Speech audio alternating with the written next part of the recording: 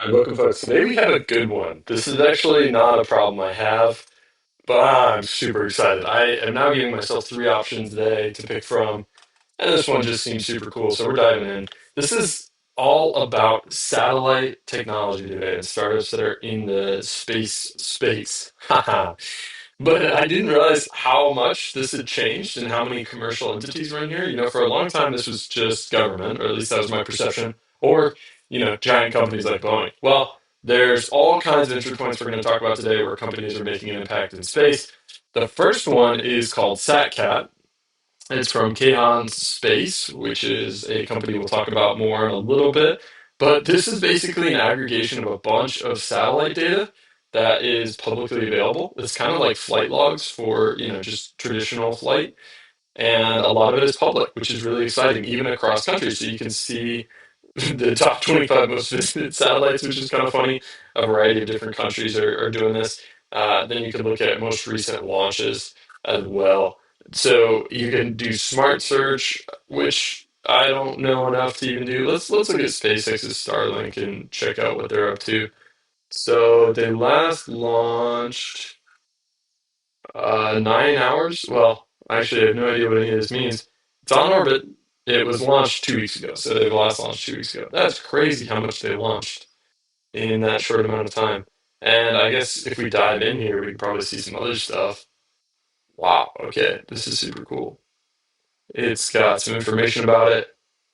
Whoa, it'll be above me in 37 minutes? No way. So you can see where it is live. That's absolutely bonkers. Wow. Very, very cool.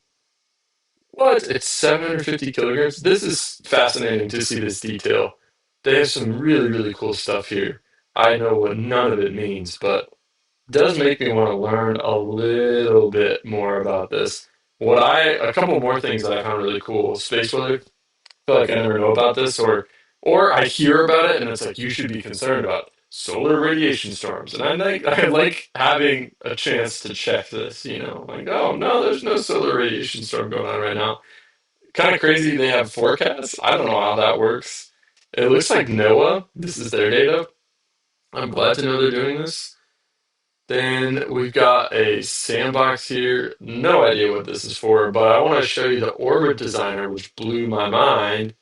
You can create and test your own orbits, which, once again, no idea what I'm doing here. But this is the orbit I made earlier.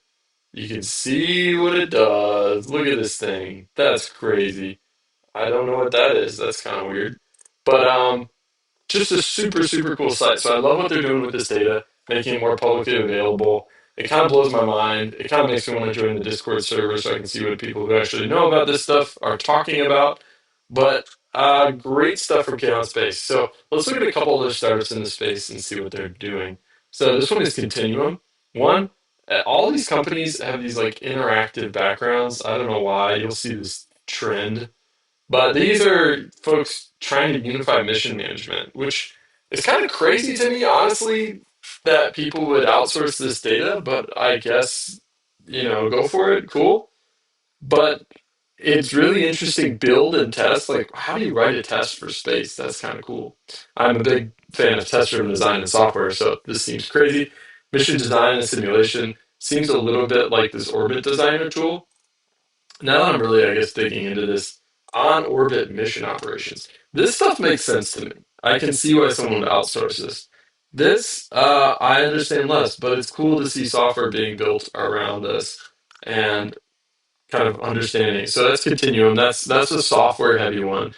This one, K2 Space, is really interesting. I love this concept, which is there's a huge scarcity of how much you can get into space at a certain time. And once again, notice this crazy website. They all have these kind of one beautiful logos, two kind of crazy websites. God knows why. But I think this idea of like figuring out how to maximize payload is super interesting because I think what you're starting to see is folks like space is more accessible, so more companies are sending things up there, and people don't have experience in this. And so I think this is a really great space for them to slip into. Now, it's kind of consultancy, which I think is interesting. So SatCat and Continuum are kind of like pure software plays. This one feels a little bit like a consultancy going on here. Wow, see, and they lay out the problems really well. This is really, really beautiful. What is going on? I have no idea. Oh, apparently it's time to work. Uh, I have no idea how these are, what they're exactly doing now that I think about it. Oh, it's using a satellite bus? Oh, they're building monsters. Okay, so never mind. This is not a consultancy. They're building things. So, kind of crazy. That one I'll have to dig more into. If you know more about this, please let me know in the comments what's going on because I'm just learning about this. Let's see. So this is really interesting. It's a propulsion system. I don't know much about these, but this one looks super cool. They have like 40 different thrusters, so it can be really specific on where it goes. They have a pay-as-you-go model. No idea how that works. I mean, this is kind of crazy to think about, like your satellite just getting cut off because you didn't pay your bills. That seems problematic. Then there's companies that are, I think, dealing with maybe the cleanup from Morpheus. Like if your satellite gets cut off, these are really working on how to detect space debris and avoid collisions. I love this. I think this is super smart as well. This is really all enabled by SpaceX, I think, in my opinion. This commercialization of space, it definitely comes with some risks. I think we're going to see more and more of that. But I love to see companies doing really niche things like, detecting space debris and helping you avoid it. I think this is a great system to add on to existing ones. I love the modularity that I'm seeing in this space. It's kind of wild. Next up, kind of similar startup, protecting space assets. This one has some really great stats that I didn't understand. So there's more than a million kind of sets of debris out in our atmosphere right now, just surrounding us. We have 30,000 satellites themselves. Well, there will be by 2030. And there's 110 dangerous conjunctions every day. So this, if we're going back to this orbit designer, you know, if a million people use this orbit designer and choose the same orbit, you end up with some conjunctions.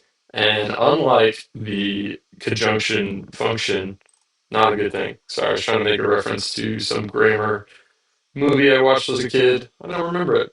So apparently they have a competing orbital information system with the ROG from SatCat. I'm curious what the differentiation points are between there. It looks like this one is maybe paid. Let's see. And if it's free, very interesting. Very interesting what that tells us. Once again, here they go with their videos in the background. Yeah, okay, so I don't think this one is free, which is interesting. So, bold move by this company making SatCat free.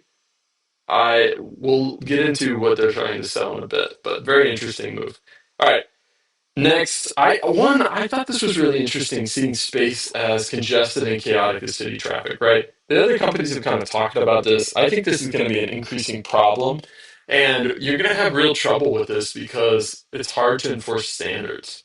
And on our roads, it's difficult, but I think more possible because we can see it and it's easy to enforce.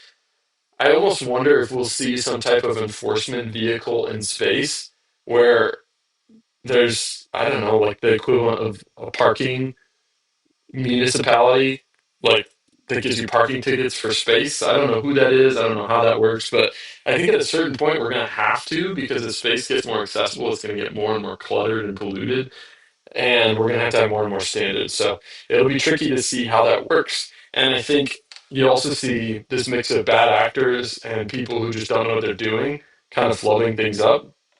So this space is about to get more and more interesting. So this one talks about space interaction. Their approach is kind of using AI, right? So we've seen better thrusters as one approach. We've seen better data in terms of understanding what the orbits are, and then we're also seeing, people that are trying to use AI here. This is a real, buzzy company here combining space and AI. Now we're going to talk. This is software. Once again, here's the website with the stuff in the background. Why is it moving? I don't know. I don't fully understand this one. It seems like, yeah, there. This is similar to Continuum. I'm still kind of surprised there. selling software for this, I am really curious if it goes up to the management point once it's in orbit. I mean, I can really, like I said earlier, I can understand like how you'd use this for design and testing, but it's kind of wild. Yeah, I think they're using this for mission operations, which kind of blows my mind. That tells me that space is more accessible than I thought. And it also tells me this is going to be a huge security risk. I think there's going to be some really interesting cases where, let's say, a foreign adversary gets a hold of this type of software or plants a bug in the code, and it results in everyone using mission control being taken down and taking other satellites with it. This is going to get really complicated in terms of cybersecurity. These companies need to be very, very careful. Now we're going to move into, well, actually, SpaceFlux, God knows what you do. But once again, look at this. They all have these weird interactive websites. It's like, I bet they all use the same, like, five website designers. It's probably like Y Combinator. I would even bet that these are being funded by similar people, and that's probably what's happening. But I don't understand. Okay, so this is Space 3 tracking. This is, I think, smarter in some ways than even other companies. And I think this is probably to some degree the start of like this kind of space police force where it's like, okay, we're going to tell you what's going on in space. We're going to try to manage some of it. I wouldn't be surprised if they try to layer on management. Right now, they're just doing data. But it'd be smart, I think, to offer, hey, we're going to like clear your orbital path of debris ahead of you with our, special little robot, kind of like a tugboat for boats. We'll see what happens. What is space situational awareness data? Very interesting. Now, what I'm curious about here is how they're doing the software. Like, what's the latency on this? And I suppose it's probably not that bad. We use satellites for our cellular traffic, and we use satellites, for internet now with Starlink. This is probably easier than I think. I wonder if anyone is allowing open source access to these computers. Be kind of wild to think of the cloud in space. I'm sure someone's going to do that. I bet Amazon's probably tried it. And that might be an interesting approach. We could get power out there to avoid the climate change disaster that is AI, is just send it to space. Okay, so now we're going to dip into consultancies, right? I think this is really a smart move. I think this is, and I think it's interesting to see how this changed over time, right? This is one of those fancy websites. Here we have another fancy website. It's really smart to do consulting. More and more companies are trying to get into this, but don't have expertise. That seems like a really good business if you can pull it off. Now, what I want to do here is compare, you know, this site to the rest of them. So this is like 30 plus years, 30 plus years, 45 years, right? These folks are really experienced. I think this is a kind of old space, right? This is probably what space used to look like before like venture capital and private equity got into the space, before it was more commercialized, before SpaceX really. And compare that with all these websites we saw, space is changing. Space is really interesting. I want to dig more into this. So now let's talk about the company behind this. So this is Kahan Space. They made SatCat. Once again, really great website. Very interesting here. They're okay. Yep, they're saying check out our new free use satellite intelligence exchange. Now, what I'm curious, like, what are their products? What I'm curious about is what are they selling and how does SatCat benefit them? So we're looking at this force multiplying space flight technologies. All the I kind of hate that I like the way this is worded. So SatCat. All right. So Pathfinder. This is probably they probably built Pathfinder first and then realized they could open source it without much problem. Elements. Okay. So yep, simulation technology. So this is very similar to the rest of those companies. I think launch conjunction assessment. Oh wow. Okay, this is super smart. So they're basically offering, I don't know if they're offering the mission management. I think this is a great plan. Like, give everyone the tools to inform their satellite up until the point where it goes into space. I'm really skeptical of a startup providing like mission critical tooling for Yeah, I don't know. That makes me nervous. I'm not sure about it. As I said, there's a lot of security risks with it. I think building the tooling to support it is probably smarter and a better move. So I'm a big fan of what Khan is doing. I think it's really interesting to see a space company doing like an engineering as marketing move, right? You've seen companies do this for SEO, but I don't think I've ever seen a company do it for space, and I'm really impressed. So let's take a look at this company just a little bit really quickly. So they're still pretty small. They're in seed round. They're based in Boulder, which is kind of surprising to me. I guess Boulder does have some space companies. It was founded in 2019, so this is 5 years old now. Right. For profit, blah, blah, blah, blah, blah. Let's see if we get any financials. I don't have a pro account here, so we're going to get pretty limited. Let's see. So they raised 4 rounds. They have 14 investors. Non-equity assistance. That's very interesting. Pre-seed round. I thought that might be a government grant or something. That's kind of surprising. And then they raised their real seed round. So they haven't raised money in 4 years. Maybe they've raised one or two more times since then. Oh, okay. So their latest round was in 2023. I wonder if they'll raise again now that interest rates are dropping. Very interesting though. They've been around a while. This is kind of an impressive company. It looks like okay, so they released SatCat a couple of months ago. Really well done. I'm impressed by these folks. It's really one hard to operate for 5 years as a startup, especially without raising too much money, being in seed. I'm curious if they are making money. I doubt they have to release their financials anywhere, but really well done. I'm impressed. Now, finally, I want to show you what my little AI tool found. Right, the name is SatCat. I ended up having to redo this with the Kahan website because SatCat just kept turning up these cat companies. So there's a self-cleaning litter box for mini cats and mini dogs. I didn't realize dogs can use a litter box. I guess that makes sense. They have a mobile app, right? Pretty crazy stuff. Cutting edge, just like space. They have a Kitten Cannon, which is apparently a VR game that just involves launching cats into space. Very strange, very funny, very product hunt. Footloose, great product name.